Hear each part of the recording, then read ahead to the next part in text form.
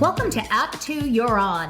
Join us weekly at our studio roundtable as Rhonda, Kate, and Linda invite spectacular guests to weigh in on staying sexy, vibrant, and healthy. Launch your next great act with authenticity and purpose. Summon your courage, superstar, and step into the limelight.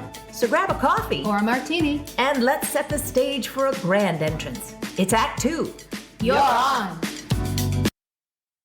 Greetings, friends, and welcome to A2YO, Act 2, You're On, a community of changemakers igniting personal and societal renaissance through inspirational conversations and purpose-driven topics. I'm Linda Ty, and I have the great pleasure of podcasting with my dear A2YO co-hosts, Rhonda Garvin-Conaway. And I'm Kate Levy, and we are also joined by our talented producers, Susan Solutions Nagel and Kathy Sparkling Carswell. They're here helping us out today.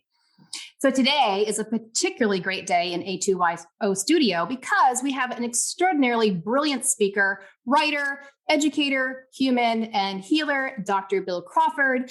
He does this by teaching the science of bringing one's best to life, no matter what the situation. And I have read a lot of his books. I have spoken to him personally, so I am super excited today because I think he's just one of the most extraordinary people I've ever met or had the honor of being able to talk with. And so let me give you a little bit of background. In addition to holding a master's degree and a Ph.D. in psychology from the University of Houston, Dr. Crawford is also a licensed psychologist, author of 8 books, and organizational consultant. Over the past 30 years, he has created over 3,500 presentations for organizations such as Sprint, Shell, the American Medical Association, Vistage, and many others, both nationally and internationally. His 2 PBS specials on stress and communication have been seen by over 15 million people, and he has been quoted as an expert in publications such as the New York Times, Entrepreneur, Investors Business Daily, the Chicago Tribune, and Working Mothers, just to name a few. Mm-hmm. So welcome, Dr. Crawford. We are so happy to have you here today. Thank you. I'm happy to be here. Thanks for asking me. Yeah. I am thrilled to finally meet you. I feel like I know you through your videos, but also through your books. Linda has taught me years ago about your teaching. And I just want to say right off the bat that your work has really influenced the way I work with artists. And I also work with athletes. And it was not only a compliment to what I was kind of doing, but it just massively enhanced my understanding of how to draw the best out of them by welcoming their creativity into every aspect of their life. And it's just so thrilling to have you here. So welcome. And I get to ask the first question. And that's, you have created a framework that helps people access their clarity, confidence, and creativity, regardless of the situation. Can you speak to that a little bit? Yeah, this is something I kind of stumbled across when I was getting my Ph.D. By the way, speaking of Act 2, I mean, you may have actually Linda knows this. I started my career as a drummer and went up until my early 30s and then decided, all right, I've done that enough. And now I want to do something that I love as much as music, but I make more money at. So I was really interested in psychology. That's when I went back and got my master's degree and Ph.D. And I didn't graduate with my Ph.D. until around age 46. So for those of you who are kind of thinking about the second act, it's always there.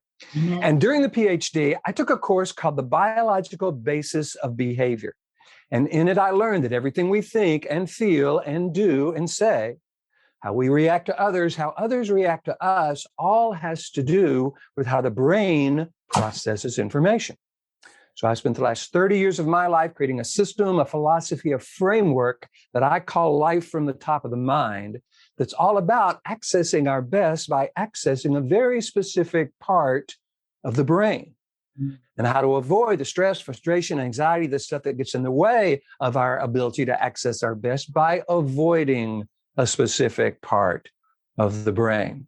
So I have the pleasure of going around the world teaching that philosophy, that framework to CEOs and performing artists and teachers and nurses and doctors and anybody who wants to listen. So it's a framework based on brain science that is designed to take kind of a complicated subject and make it simple and accessible so that people are recognizing that when I get stressed or when I get frustrated or when I get anxious, wait a minute, That's not someone making me feel that way or something making me feel that way. It's just data being sent to the wrong part of the brain. And then I have several models about how to shift to what I call the top of the mind and how to stay there. Excellent. So what makes this system different from other thought leaders?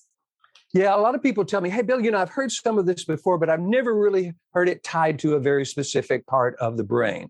So when I was getting out of my PhD program, I said, okay, Bill, you've learned a lot of good stuff. Number one, how are you going to make it really meaningful? And number two, how are you going to differentiate what you do from what everybody else does? Because there's a lot of folks out there saying really good stuff, and sometimes it starts to sound the same.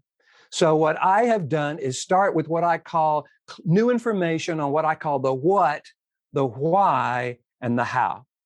And the what is not just that we get triggered, but that reaction, the stress, the frustration, the anxiety actually makes the original trigger seem worse, whether that's a difficult person or a difficult situation, which then makes we get triggered again and we find ourselves caught in a cycle. So to me, it's not just that we get stressed or frustrated or anxious, but that kind of makes the original trigger seem worse and we get caught in a cycle. So that's the what. The why is, all right, this middle part of the brain called the limbic system. So I talk about 3 parts of the brain. Lower part of the brain is called the brainstem. Middle brain's called the limbic system. The upper 80% is called the neocortex.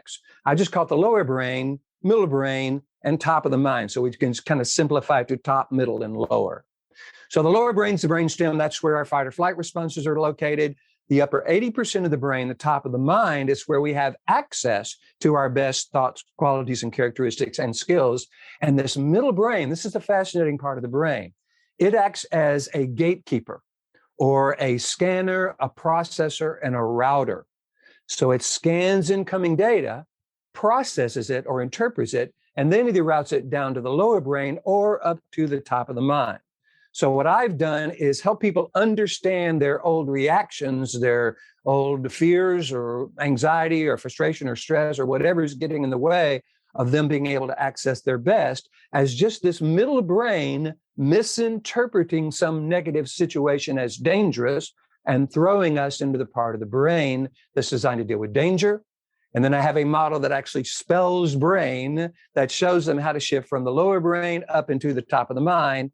And then I show them how to stay there, how to rewire the brain in a relatively short amount of time by creating new neural pathways from the middle brain to the upper brain.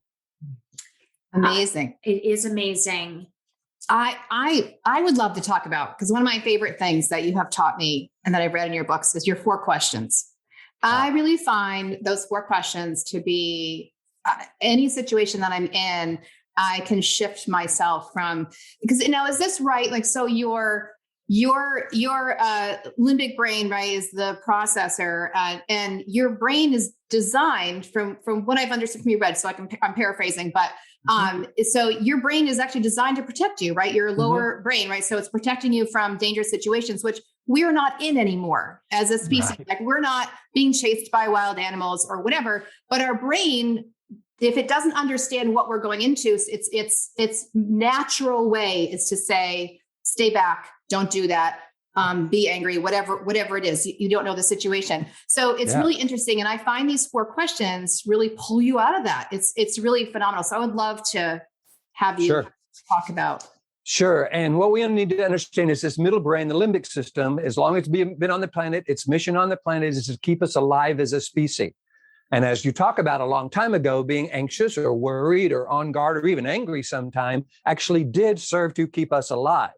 The problem is this middle brain is not very smart and it's working with old software. Yes. So it has a tendency to misinterpret negative things today as dangerous, and that throws us into the lower brain. So what I like to talk about is the kind of questions that we're asking ourselves whenever we're dealing with anything, because questions are actually the search engine for the brain. They will actually determine what part of the brain we're in. And when we get stressed or frustrated or anxious or annoyed or angry or self-doubt or all those negative things, we are asking what I call BS or brainstem questions. Love that. Yes. Like, man, what's wrong with this person? Or why did they do that? Or why can't I get my thing out there? Or am I ever really good? All those questions that are all about kind of worry and frustration and fear are what I call BS or brainstem questions. And that will throw us into the lower 20% of the brain. So what I suggest we do is to make sure we're asking what I call top of the mind questions. And these are questions that are designed, number one, to give us clarity about what part of the brain we're in. And number two, to identify, all right, if I don't want to be stressed, angry, frustrated, annoyed, overwhelmed, well, how do I want to feel? So the first question is, all right, is what I'm feeling, thinking, have I chosen that on purpose? Have I decided to feel this way? Or do I just find myself feeling angry, stressed, or frustrated? Second one, number two, how's it working for me? Is this helping me create the life I want? Do I like being this way? Is it helping me be effective? Number three, is this the way I want to be defined? Do I want to define myself or be defined by some person or situation as when they do this, I get angry, or when this happens, I get worried, or when I notice this, I get frustrated or anxious? Is that how I want to define myself? And of course, the fourth one, which I really love, is would I teach or recommend this to someone I love, my child, my children, or someone I love? So when we're feeling anxious, stressed, frustrated, annoyed, all those negative emotions and feelings, which, by the way, it's not like we have no right to feel it, or that it's not our failure to cope. Remember, it's just data being sent to the wrong part of the brain. We're probably not doing it on purpose. It's probably not working for us. It's certainly not how we want to be defined. And no, we would never teach or recommend this way of thinking and feeling to someone we love. So those four questions let us know that, all right, I'm in the lower brain, but they're asked from the top of the mind. So the top of the mind is now identifying the fact that I'm in the lower brain, but the fact that I ask it from the top of the mind means I'm not totally in that lower brain. And then I say, okay, so I'm dealing with this particular situation. If I were choosing a quality or characteristic that I wanted to bring to this situation on purpose, what would it be? Clarity, confidence, creativity, compassion, influence, resilience, productive, in control, empathetic, whatever. So I encourage people to kind of recognize, all right, if I were choosing qualities, what would it be? Especially qualities that I think are going to help me be more effective, qualities that define me in the way I want to be defined, and qualities I would teach or recommend to someone I love. Because the brain will answer any question we ask. So if we ask, what is wrong with me? Or why do these people make me feel that way? Well, the brain will go, well, that's because they're blah, blah, blah, blah, blah, blah. And that's that brainstem stuff. But if we start asking the four questions, if I were doing this more purposefully in a way that I think is more effective, in a way that defines me the way I want to be defined, and in a way I would teach or recommend to someone I love, what would that look like? Then the brain comes up with these new qualities. Now, it's important once you come up with these new qualities to not stop there, because the next thing you want to do is say, all right, now I know how I want to be. What does that feel like? If I were imagining being that way in a particular situation, how would that change how I'm talking to other people, how I'm thinking about life, how I'm thinking about myself? What would change if I were actually imagining being that way in this particular situation? So the middle of the brain model is what I call AI, which is not artificial intelligence, but what I call actual intelligence, where we're asking these purposeful questions and then we're imagining being that way. And that actually not only puts us in the top of the mind, but actually changes the chemical makeup of our body, where we're now triggering serotonin and endorphins and the chemicals that help us think clearer and feel better. Yeah, I like that distinction, because I think, sometimes I think, has this thought, emotion, or action been chosen on purpose? My lower brain could skirt around that and go, well, absolutely. I love that person, did whatever, or I'm just not worthy, or whatever it is I'm thinking at the moment. Right. So, but then, how's that working for me? It's really, it doesn't allow a little bit of, we're always going to cheat the system wherever we can, our brain, right?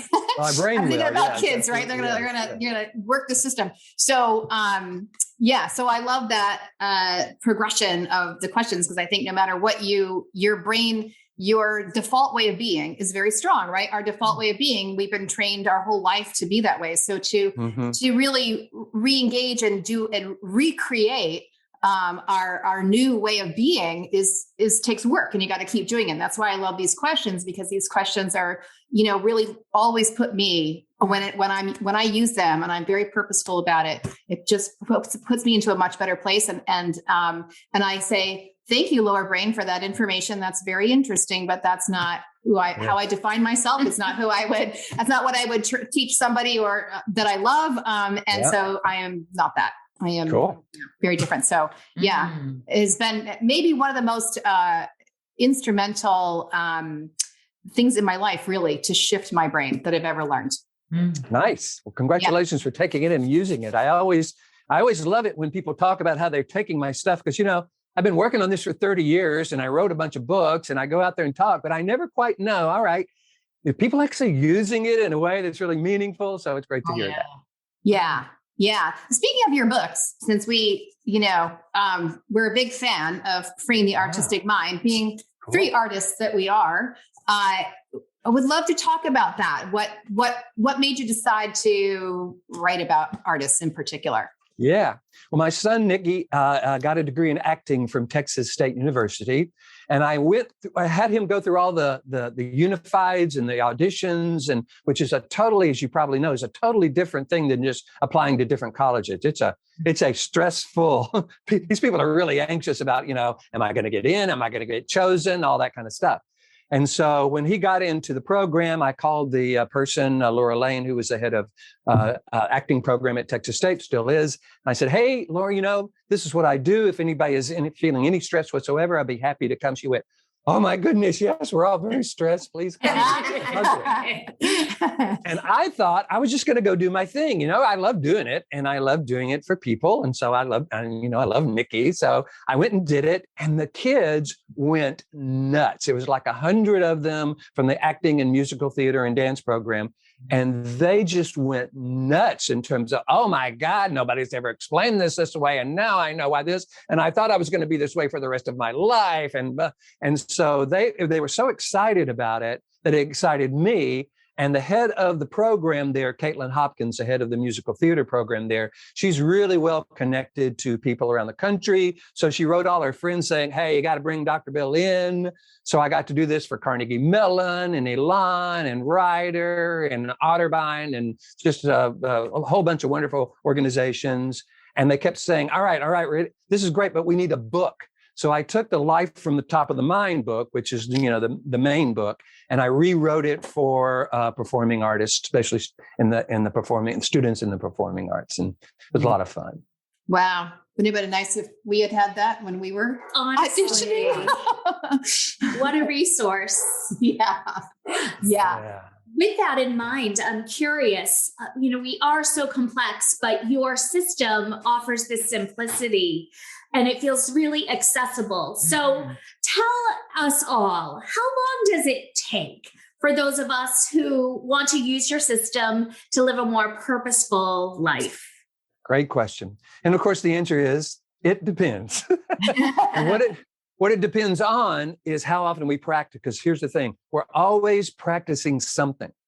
So when we're not practicing being the way we want to be, by default, we're practicing being the way we've always been. And sometimes that's good, but sometimes that's not, because now we're not conscious and we're not doing it purposefully. So what I encourage people to do, if they really, really want to get good at this, is start at the very beginning before you get triggered so that you can go into life already in the top of the mind. So I encourage people to wake up, and before you get out of bed, before you look at your phone, before you do anything, ask yourself the question, all right, what's my highest purpose or the qualities and characteristics I want to be able to bring to the morning, just the morning? Got to have an idea of what I'm going to be doing in the morning. So I want to imagine going into the morning being this way, and then I practice the morning. Then around lunchtime, you reboot, you say a prayer, you do the brain model, you do some deep breathing, you create a moment of clarity, moment of serenity, and say, all right, what's my highest purpose this afternoon? What are the qualities and characteristics? And I call them highest purpose because for a while, they're going to need to be the most important thing in your life in order to make it a habit. Because if we're not practicing this, remember, we're practicing something else. Then the evening, some on the drive home or sometime to the afternoon, the evening, what's my highest purpose this evening? What are the qualities and characteristics? If people will do that every day, because they say it takes 21 days to change a habit. This is just changing habits and creating new neural pathways in the brain. So if you will do this every day for 2 to 4 months, by the end of that time period, you will have rewired the brain. So it'll either take 2 to 4 months or 2 to 4 years, depending on how often you practice. Wow. That makes so much sense. Yeah, that is kind of mind-blowing. You can you can really rewire your brain. Yeah, remember there's a concept called neuroplasticity. Said the brain is always rewiring itself. So what you're doing when you're practicing this is you're taking charge of the new neural pathways. So you're not trying to get rid of the old neural pathways. It's not about stopping what you're stopping. It's about starting what you're wanting. So you start identifying who you are when you're coming from the top of the mind and start practicing bringing that to life and bringing that to life and bringing that to life. And that actually creates and sustains these new neural pathways going from the middle brain to the upper brain. So after a while, the middle brain starts interpreting life as an opportunity to practice defining who you are. And so you're going into life already in the top of the mind, versus going into life neutral or going to life worried or stressed or frustrated. Because if we go into life already in that lower brain, it's so easy to get triggered. But if we're going into life with our highest purpose to define who we are in a way we would recommend to someone we love, that begins to rewire the brain in a really powerful way. I have a question, and that is in the context of this year and surviving a pandemic. I know everyone can benefit from your approach, but I'm thinking specifically of my younger students and how they're struggling and suffering. And I wonder, do you have a book for that, or do you have a program, or even just some information that can help us better serve our younger? Sure. Yeah. And you're right. This last year is kind of screwed with everybody. And remember, the brain looks for danger. And when it sees 500 people dying, well, that's dangerous. So you're not making that up. It's just not, it's not something that we need to be so worried about that we live our life in fear, but it's something we want to be aware of. By the way, choosing awareness over worry in situations is also a really good idea. So with younger kids, I have a YouTube a video called Dealing with Anxiety for Teenagers and Young Adults. So on my YouTube channel, which you kind of Google Bill Crawford, Ph.D. YouTube, there's about 400 videos on there because I post one every week. And so if you go to the channel and then search for Dealing with Anxiety for Teenagers and Young Adults, you'll see a video that I recorded while I was in Quebec, Canada. And it takes young adults and teenagers through the brain model, explains how it's all working and takes them through the brain model. So they now have a way of shifting to the top of the mind. So that may be something that, in addition to the freeing the artistic mind, which is really for younger folks, and college from the top of the mind, which is for those folks as well. So that could be helpful. Wonderful. That's a gift. I've written it down. Yes. I will look at it right after our session.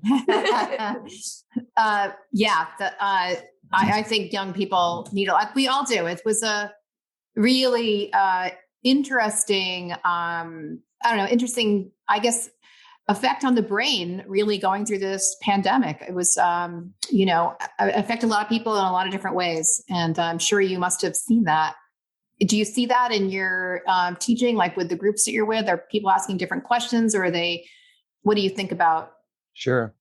Yeah, I start off by saying, all right, what are the things that are triggering you today? Because I always like to make sure I'm dealing with people's real life experience.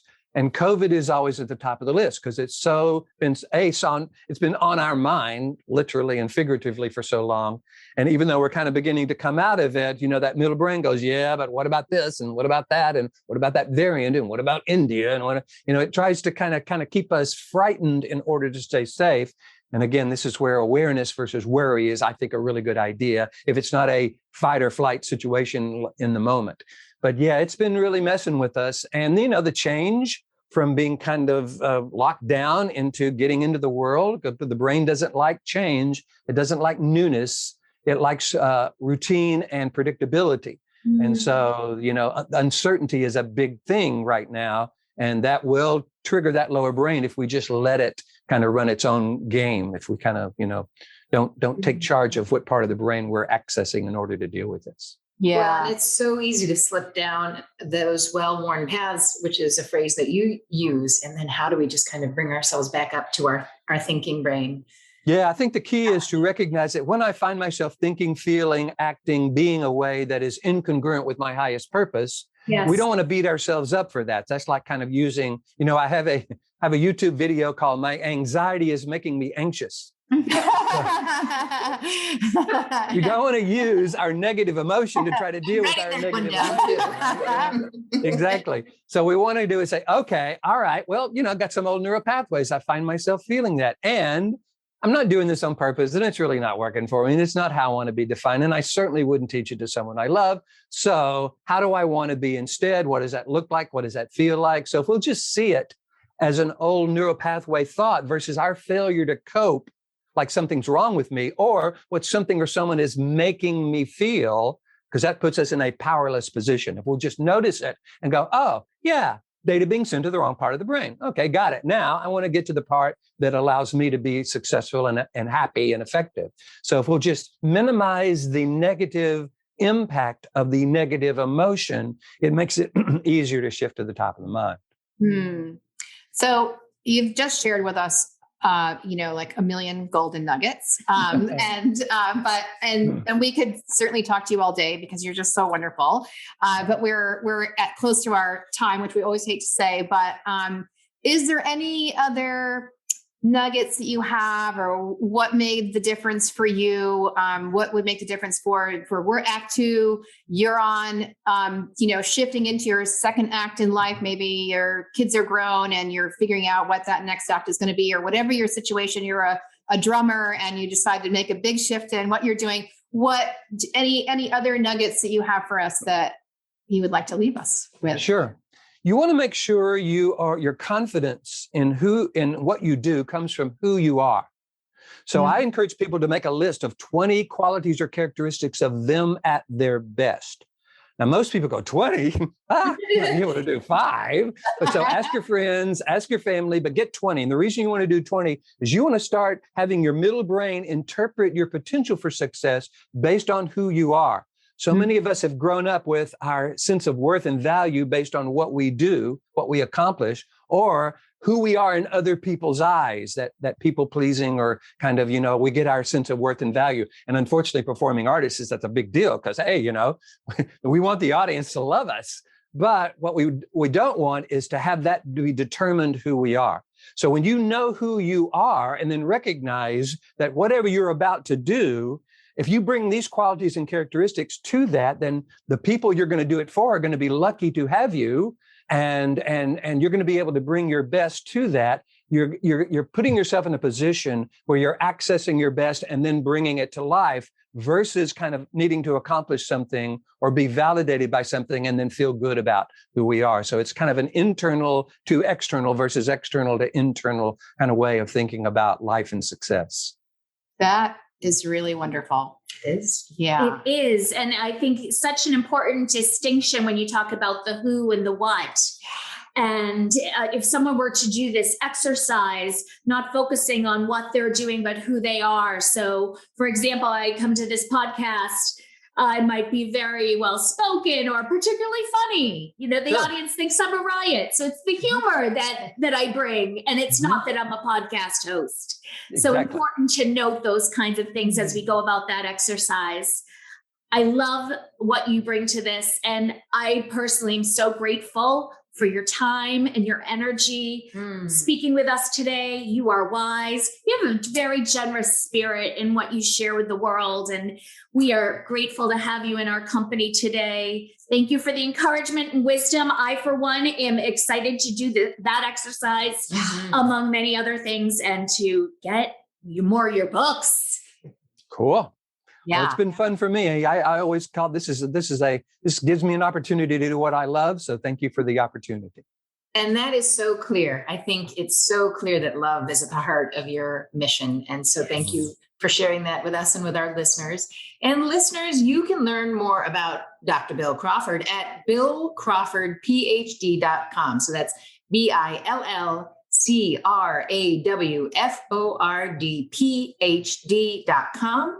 where you can book him for a speaking event, a workshop, find his books, and just learn why his fans can't live without him and his wisdom. Thank you. Thank you. Well, in addition to thanking you, Bill, we wanted to thank our dynamic duo behind the scenes, Kathy Carswell and Susan Nagel. They're an incredible production team. Thank you for making today happen so we can speak to extraordinary people like Bill Crawford. Absolutely. And so it's left to me to say, go forth, be brave, live well, and do good, because it's Act 2 and you're on. Act 2 You're On was brought to you by Act 2 Share Our Stage. you can find us at a2yo.com and also on Facebook, Instagram, and LinkedIn. Don't keep us a secret. Share us with your friends. Please listen and subscribe wherever you find your podcasts. You can support us using Patreon. Thanks for listening.